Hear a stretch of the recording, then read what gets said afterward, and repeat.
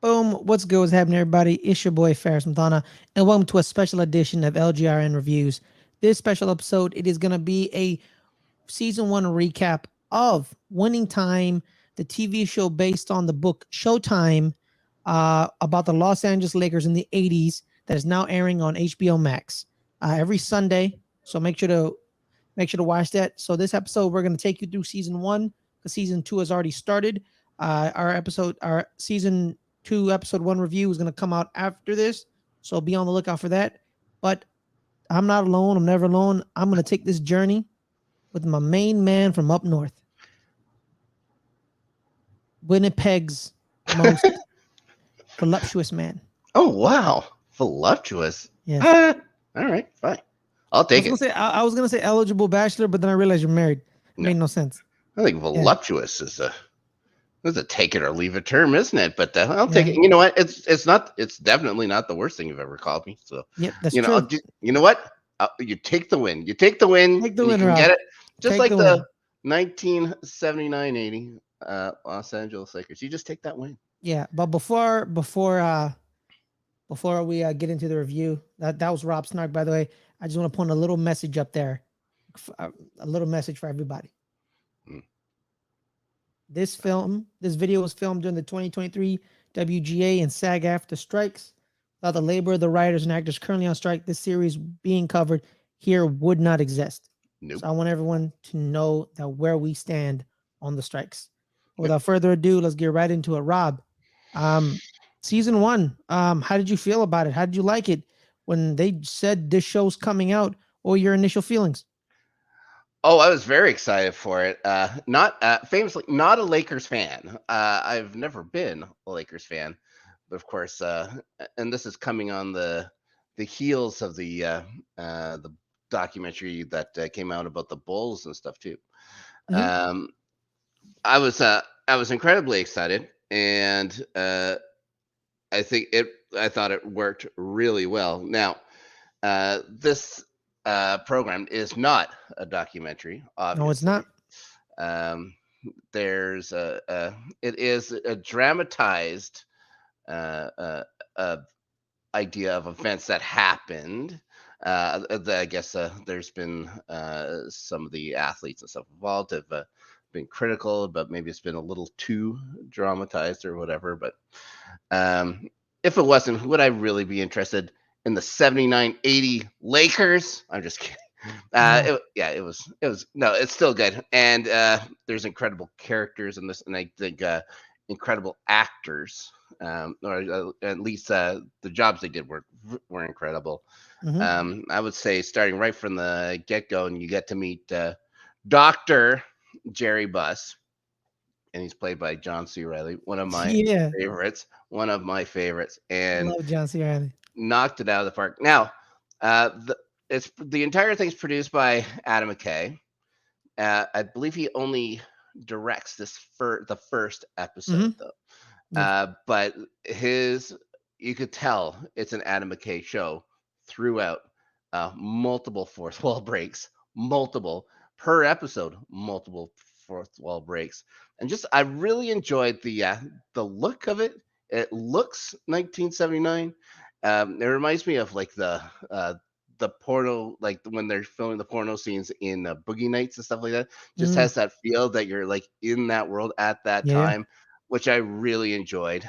But getting back to John C. Riley's Dr. Bus, you get a good sense of who this man is right off the get go.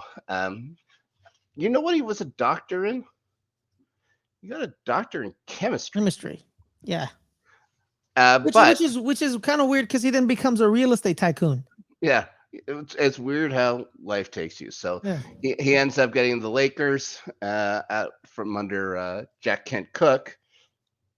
If you didn't know who Jack Kent Cook was, um, many people have called him one of the best sports owners ever, including Michael Wilbon. Uh, he's a Canadian guy. Uh, then tried to bring a baseball team up to Toronto and didn't work. So he went down south. His brother was uh, American citizen, so he got to buy Cablevision companies, and Mhm. then he uh, had the chance to bring a NHL team to Los Angeles when they were expanding in 1967. And I believe you already had a piece of the Lakers as well. They were playing out of a different arena. The guys that were there said, nope, none to you. So he said, fine, I'm going to build my own building in Inglewood. So that's where the Fabulous Forum comes around. He owns the Lakers, the Kings. The Kings are never talked about when Jerry Buss buys the show. Like, they never talk about the Kings, I believe, in this Yeah, entire because he buys them as a package deal. People don't right. forget that. He bought both of them in the initial sale. But due to the fact that the Kings sucked and no one cared about hockey in LA until Wayne Gretzky showed up. And then Mm-hmm. even then, still no one cared, even though they have multiple Stanley Cups to their name. We'll see. To be fair, I don't care about the Kings either. And if Yeah. their arena burnt down, I'd have a good night's Fun sleep. fact about the Fabulous Forum, I actually walked past it when I was in LA 2 weeks ago. I was very excited because I walked past the underground entrance to the Forum Club. There was a Oh, security, sure. yeah, there's a security guard there. So I just stood there and kind of stared at it, and he stared at me. He was like, "Yo, what's up? What's wrong with this dude?" Him not knowing that my brain went back to 1981 Yeah, and just picturing Magic Johnson and Whoopi Goldberg and Stallone and Arnold. They're walking down there, supermodel after supermodel, just walking in there, and I'm just like, yo, you know how many people, like if I walk down that hallway, I'll be walking down the hallway of kings and queens, man. Like it's insane. literal Like kings, literal kings. yeah, literal kings, bro. But yeah, man, I'm with Rob. You feel the veneer of the '80s, Oh yeah, like the way it's shot. It looks like it's shot on tape delay. yeah. Like which is funny to me because the Lakers, the Lakers Boston rivalry saved the NBA Finals in the NBA because you used to, you would film the finals at like 5 o'clock in the afternoon, and then you would air the finals after the nightly news, which was around 8 or 10, depending on the time zone, right? It's incredible. So there's actually an NBA Finals where no everyone knows who won, but there barely is any tape of it because I think the tape was destroyed or it was contaminated. It was the New York Knicks' second world title. Yeah. People who were there and the journalists, they know the Knicks won the championship. They know it was aired once, but now the tape is gone. There is no tape of it. There's no tape of that NBA Finals game that they clinched. It just vanished. Like it's like no one knows where it is. It wasn't preserved correctly. There isn't a lot of tape of the '70s NBA Finals, which I believe in the '70s, one of the greatest eras of NBA basketball. Because Rob, there were 8 different champions in that decade. There was also direct competition back then too with the ABA as well. So Mhm. it was like the NHL had that same kind of thing as well with the WHA Well, going well, on in here's the the thing, Phillies. Rob. Here's the thing. The funny thing about the ABA, the ABA didn't want to be direct competition. No, They wanted to create a league for the NBA to buy. That was no. the end goal, to be bought out by the NBA. Like most tech companies, you create a tech company, you make it so good that Twitter or Microsoft or Facebook or Sony buys it. Like that's what the tech game is really about. You make a tech thing, you get bought by the bigger fish eat the small fish. That's what the ABA wanted. That's why the Spirits of St. Louis were like, "Hey man, why don't you want us?" And they're like, "No, we don't want you. We don't want to be in St. Louis. We'll take Famously, Indiana." famously the Flint Tropics as well. Yeah. Yes. Absolutely. Yes. No, we're kidding. But yeah, like New Jersey though, New Jersey came in. the New Jersey Nets, which were Mhm. the New York Nets, but they had moved to New Jersey because people in New York only cared about the Knicks. They wasn't Yeah, fit for 2 teams. To this nobody day, nobody cares about the Knicks. shut up, Rob. Hmm. There were the Indiana Pacers of the ABA, the San Antonio Spurs of the ABA, Yep. and our current NBA champions, which is funny enough, the Denver Nuggets were an ABA team. Yep. A couple of ABA teams did go under. The Oakland Oaks, um, the North Carolina, the Kentucky Colonels. They Oh, they went under. Yep. The Virginia Squires, they didn't exist anymore. Such a bad name.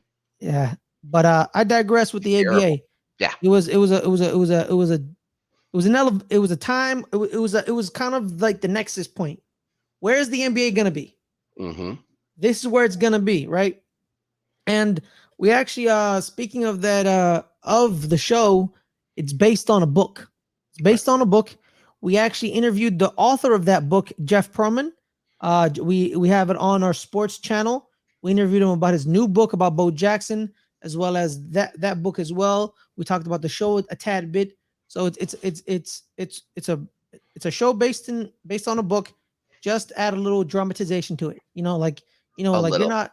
Well, yeah, a lot. But Rob, when you get introduced, like, because the main character is Magic Johnson. That's what the Yeah. main character is. It's Magic Johnson. He's played by up and comer new actor Quincy Isaiah. Do you think Quincy Isaiah got magic?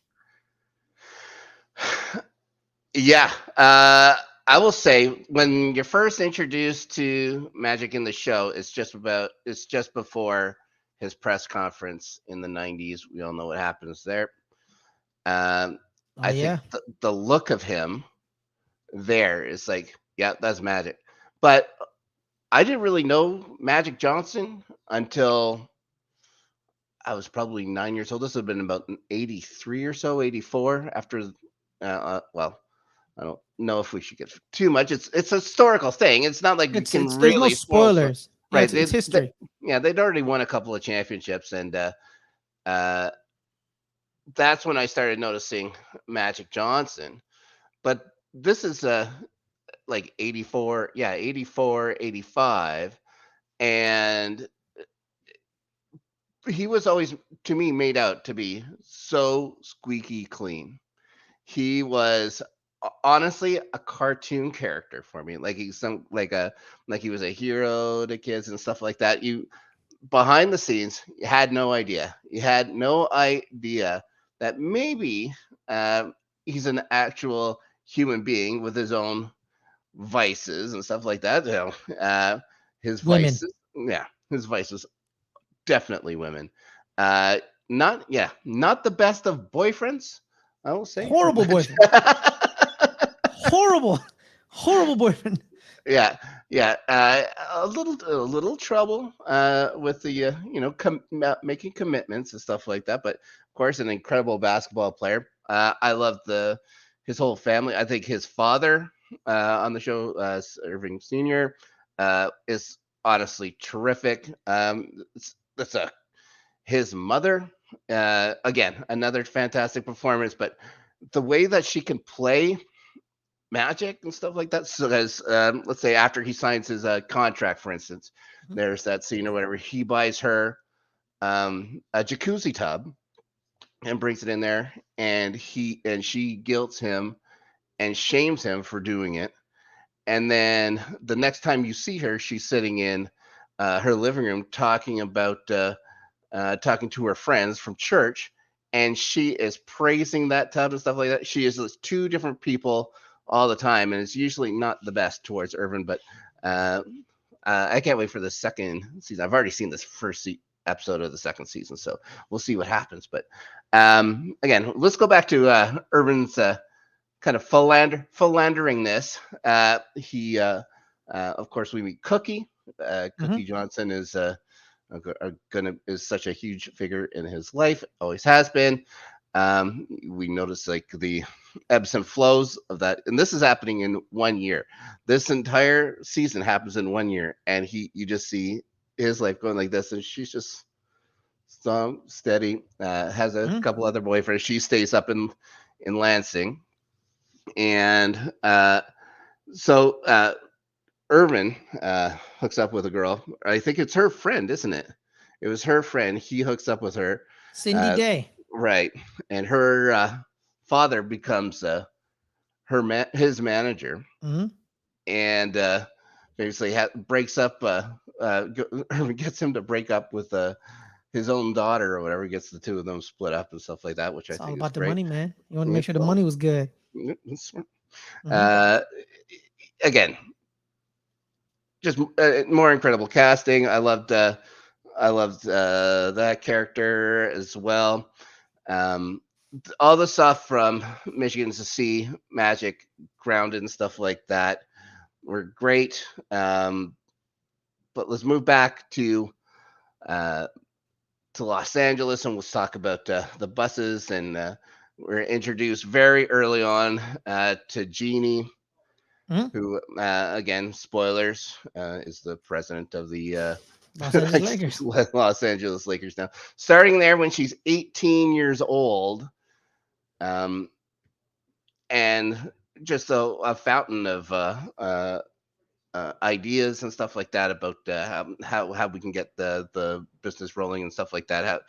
How the forum was dark 200 nights a year, something like that, and this Mhm. is how you make money is by filling it with the music acts and stuff like that, which were going elsewhere. They didn't like the acoustics, and people said they weren't going. It's just they're going to go because the forum is going to be the star of the show. It just changed the way people thought about entertaining, even, and stuff like that. And then putting in that place that you went to there, the forum lounge there.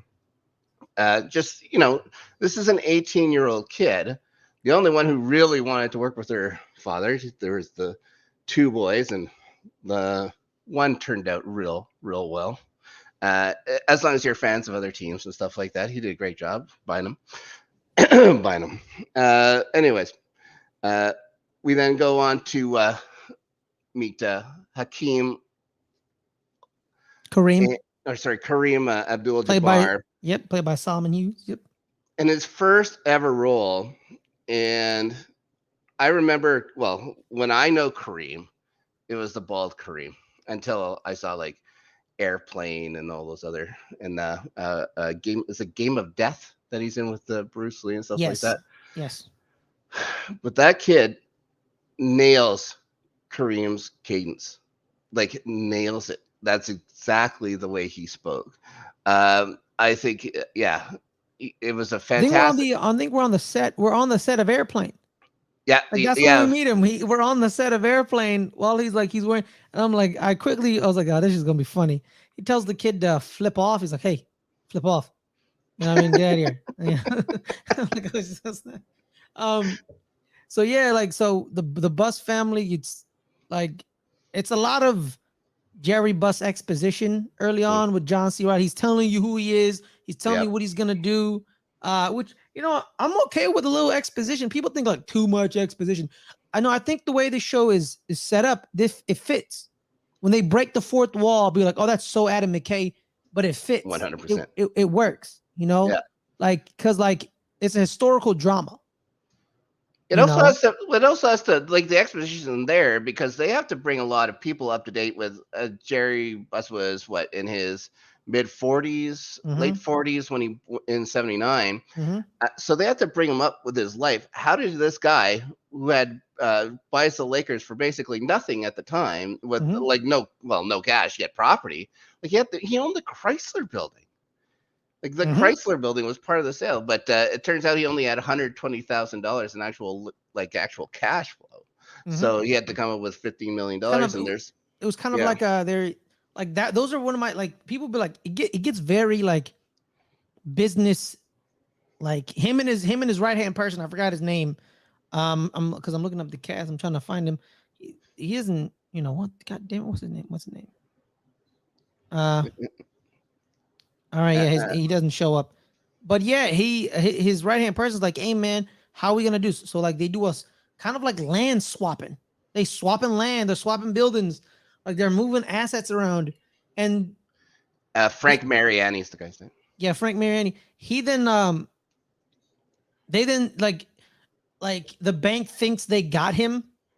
They got him. And No. then he walks in like right at the deal, he like just sticks it to the bank. And the bank's like, oh snap. And then he's like, either you're with me and you're about to make money, or you just lost money and I just flipped you. Yeah, You know what I mean? Like, so like, they chose this is how you pick a cast, Rob. This is how you pick a cast. sure. A couple of big name people, John Yeah. C. Reilly, Adrian Brody, Jason Clark, Jason Segel. Hmm. Jason Clark and Jason Clark may be a kind of a lesser name, but Jason Segel is really famous. How I Met Your Mother, Adrian Brody, Oscar winner. Oscar winner, the Jamaican from Saturday Night Live. Um, I'll never let him. I'll never let him forget that. John C. Riley, right? You have those three, titans. You know them, and Wood Harris, like them. But Well, then like Sally Fields. Sally Fields plays John C. Riley's mom. Yeah. Jerry Buster's mom. But then like you add like these lesser names. Quincy Isaiah, Solomon Hughes, Hadley Robinson. People be like, how do you make stars? You get someone no one knows and they become stars. Like Yep. no one knew who the hell the people on The Big Bang Theory were. Then after 6 years, they became the biggest people in sitcom TV in America. They had some of those he knew from seeing him around and stuff like that. Like the one yeah, guy was on Roseanne. Like Jim Parsons, Haley Cuoco weren't well-known names. They became the biggest stars out of there. Like Simon Helberg and Maya Bialik. Maya Bialik is now the host of Jeopardy. She'll always be Blossom to me. Yeah, sure, whatever. Rob. But they also do the thing where it's like the son plays the father now. There's been a lot of those. James Gandolfini's son, O'Shea Jackson does it.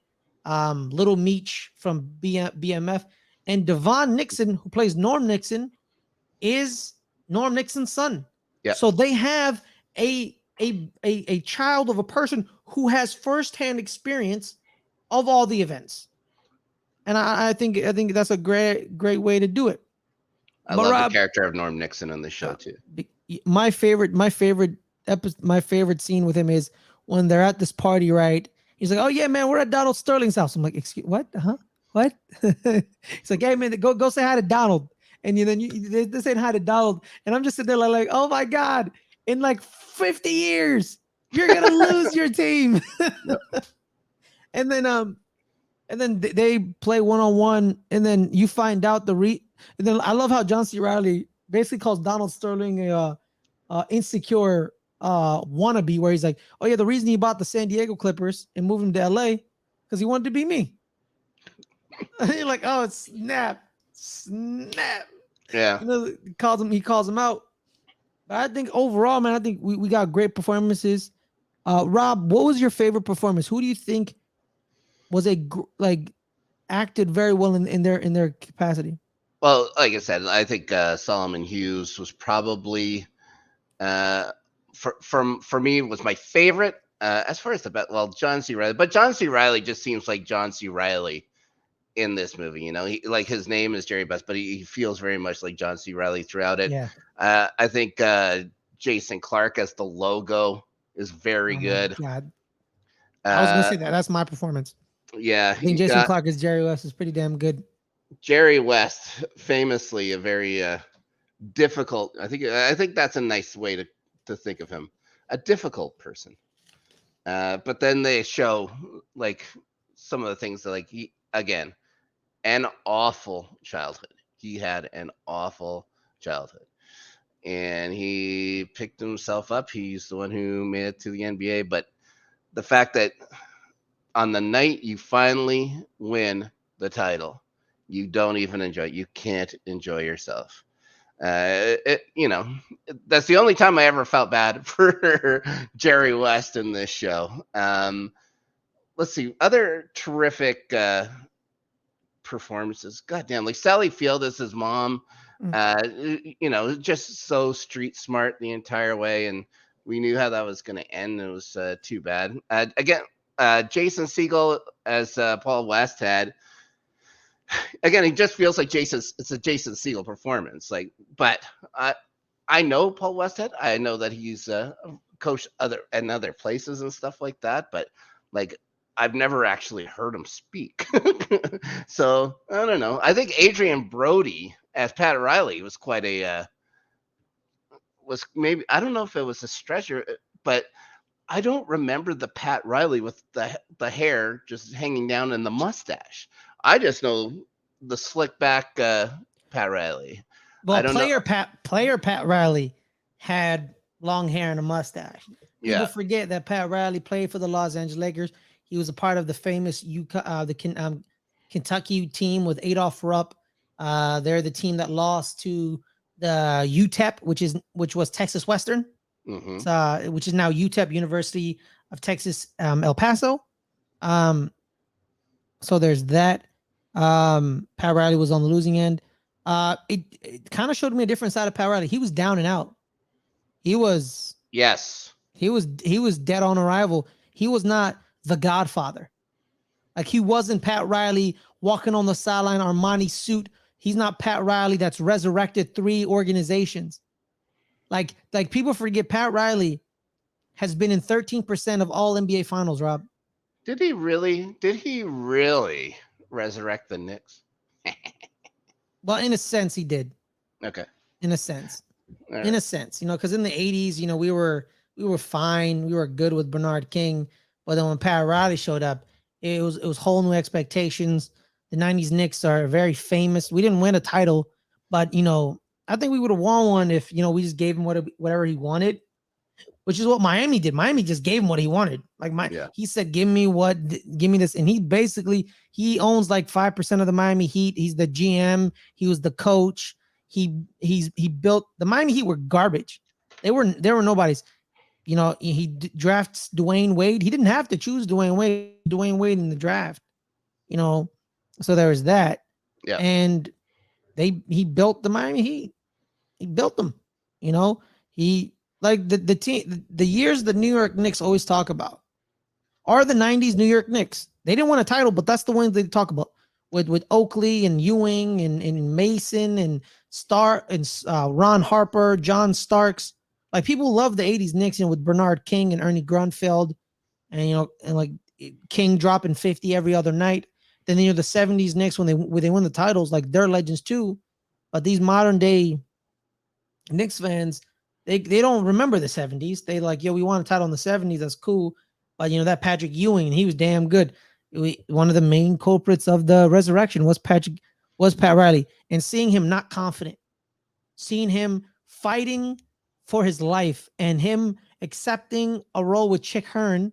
Yeah, as the color commentator. Yeah, as the color commentator. And Chick Hearn basically told him like, less is more. Say one word and shut the hell up. Mm-hmm. You know what I mean? Because people love. He does not come off great. Like Chick Hearn is a beloved play-by-play guy for the Lakers. Mm-hmm. He does not fare well. I don't think in this show. I just think he's just like any other play-by-play guy. He's a little egotistical. He loves the sound of his own voice. Oh yeah. And he doesn't want to share the booth. No, he does not. Like him acting that way, I'm like, oh, of course. Like if he didn't act that way, I'd be like, yeah, something's off. Okay, something's off. You gotta be egomaniacal to be in those booths, because like you're talking, and some people hate the sound of their voice. You gotta love the sound of your voice to just talk and talk and talk and talk. That's why I'm good at it. Oh my god, I'm an egomaniac. Well, I wasn't going to say anything, but Yeah. now that you brought it up, let's go quick to speaking of egomaniacs. I believe it's in the first episode we're introduced to Michael Chiklis as Red Auerbach. It's so weird. It's so weird watching him. I'm like, hey man, that's that crooked cop. Yeah, it's the Shield. The Shield. That's the thing. Is playing Red Auerbach. Soon after, he talks about the Lakers. To think that it took so much work for the Lakers to draft Magic. Like Jerry had an idea, like he was more than just the next superstar. He was going to be the biggest star in basketball. Blah blah blah. He had the idea. He's an idea guy. He got it. He understood. Obviously made the right call, but the second overall pick that year goes to the Celtics somehow, and they get Larry Bird, and it's going to set up maybe the best rivalry in sports. Well, no, Rob. They actually drafted Larry Bird the year prior. Oh, it was the year prior? Yeah, and then they held his territorial rights. Back Right. in the day, you could hold the territorial rights. Yeah, because they had just played the finals or Mm-hmm. whatever for the NCAA championship. Mm-hmm. So here we go. We've set up Magic versus Bird. They even have a video game about it, if I remember right. Magic Mm-hmm. versus Bird. Um, what do you think of the performance of what's his name? Sean Sean, Patrick. no, Sean Patrick. Yeah, Sean Patrick Yeah, Small. Sean Um, Patrick Small as Larry Bird. fun fact, Rob, Oh boy, that should have been Bill Burnham. Bo Burnham. really? Bo Burnham signed up to be Larry Bird in the show. Was he gonna sing? I don't know, maybe, No, probably. okay, sure. But then somehow he fell off the project, and they had to replace him with Sean Patrick Small. And he gets Larry Bird because Larry Bird, when he played, he was very surly, very terse. Yes. He just wanted to play ball. He didn't care about anything else. Hoop, hoop, hoop. Ball is life. That's what Larry Bird was. There's a famous incident. There's a famous moment where after the Detroit Pistons lose to the Boston Celtics, and Dennis Rodman says, "Oh, if Larry Bird was black, he would just be any other player." And Isaiah Thomas then agrees with him. And then Larry Bird doesn't care. He doesn't care that they said that. He doesn't give a damn. He just wanted to. But they made him do a press conference with Isaiah Thomas to clear the air. But Larry Bird didn't care. Like he didn't care. He just didn't. He's like, I just want to play hoop. Leave Yeah. me alone. I don't want to do interviews. I don't want this.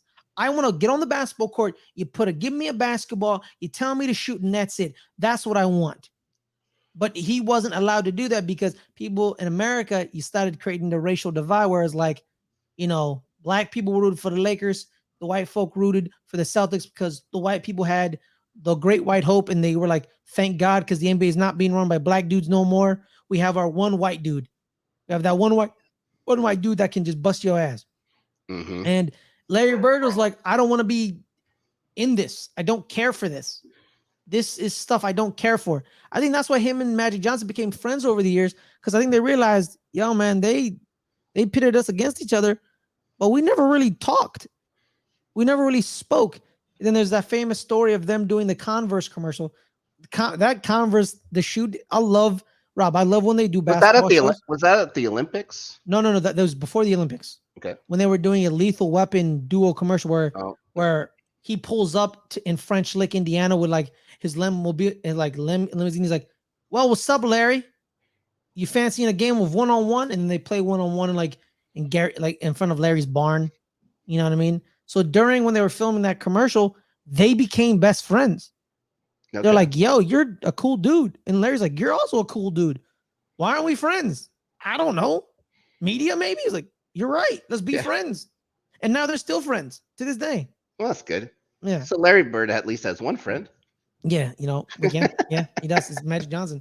But yeah, Rob, I love when they do these sport like basketball shows because Nike somehow always finagles their way in it, and it's always someone making the biggest mistake and not investing in Nike.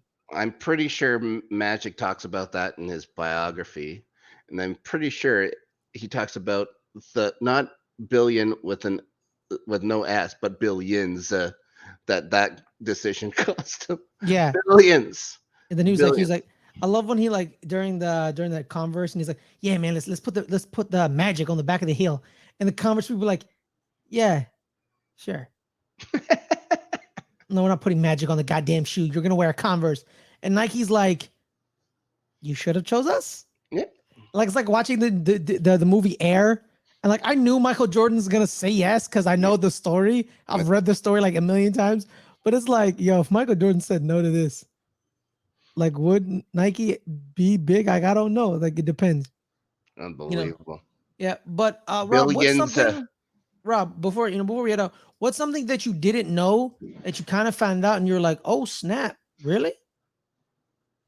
Well, quick before we head on to that, I just want to say another terrific performance, and there's Wood Harris as Spencer Haywood. The Spencer Haywood story. I don't know how much you know about him.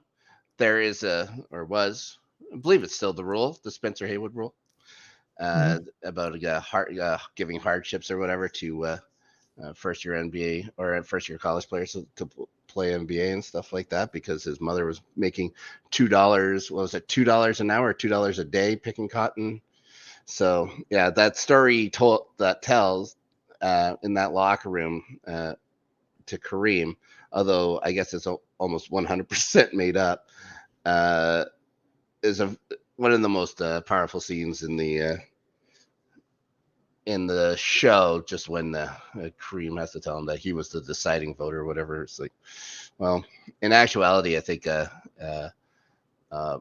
Paul West had kicked him out for kicked him off the team because he kept nodding out because he was strung out on coke or whatever. So he got kicked out. But I didn't know that Jack McKinney coached that team for 13 games. I had no idea. I had no idea who Jack McKinney was. Mm-hmm. And to find out he was the coach, the first coach, that Showtime year. And then to have that accident 13 games in, and I guess it affected him the rest of his life, he just had. Yeah, he stopped coaching after that. Yeah, because of it would just have amnesia. He wouldn't know where he was and stuff like that. Tragic. And that's how Paul Westhead gets in there, and that's where we get Pat Riley to come in. And I had no idea that they had that other coach. None. Also, I keep thinking about all these other players and stuff that show up, but Dr. J, that one scene at the was it the All-Star game? With Dr. J was fantastic. But what about you? What didn't you know? Like, at least I was alive for this stuff. I don't really remember any of it. But was there anything new for you that this show brought up?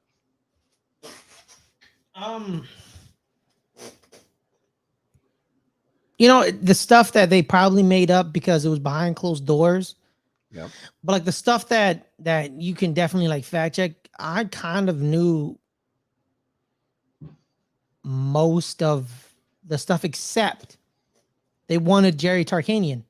Yes. They wanted Jerry Tarkanian. That story's crazy too. We didn't even I don't know if that story's I don't know if that story's real, but I think it is maybe where like sounds right where they killed Jerry Tarkanian. The mob kills Jerry Tarkanian's best friend to keep him in Vegas. And I'm like, what?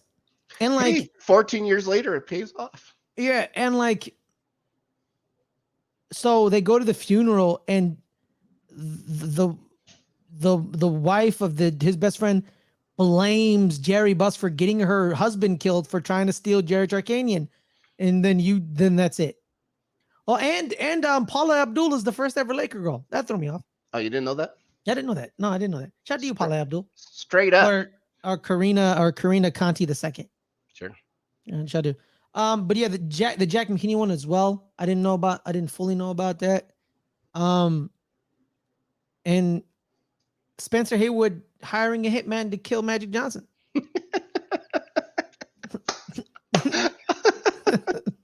That's so fun. Well, Kareem Abdul-Jabbar. Yeah.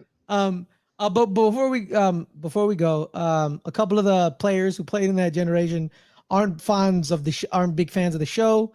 Magic Johnson doesn't appreciate how accurate it is. Because yes, Magic, you are a sexual deviant.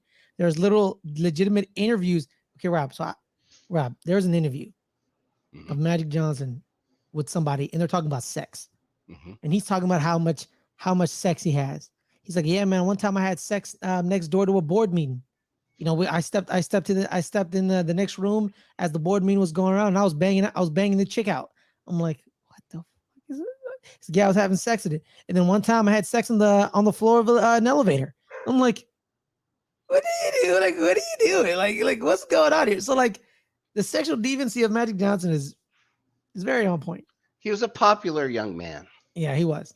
But I think another actor who had a good role was Gabby Hoffman, who plays Claire Rothman.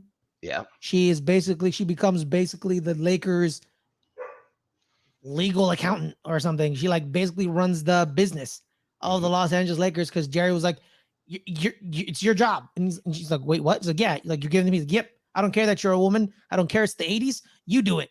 And then she was like, okay. I'm taking your daughter to work with me. He's like, whatever. Well, You know what I that's mean? in the show. It shows that she did not want her there at all, or Mhm. whatever. It made Yeah. her. She was just an intern. Her job was to get coffee, blah blah, blah and eventually gets worn down or whatever. Just realizes Jeannie has a lot going on. Mhm. So yeah, so I think becomes a bit of a mentor towards Jeannie and stuff like that. But on the entertainment side, not really on the basketball side, and something that Jeannie held on to for. I think still to this day was when she was the Not just the anymore. executive. Well, she's not there anymore. Well, no, she's the president of the Lakers now. She doesn't No, just do no, the but entertainment.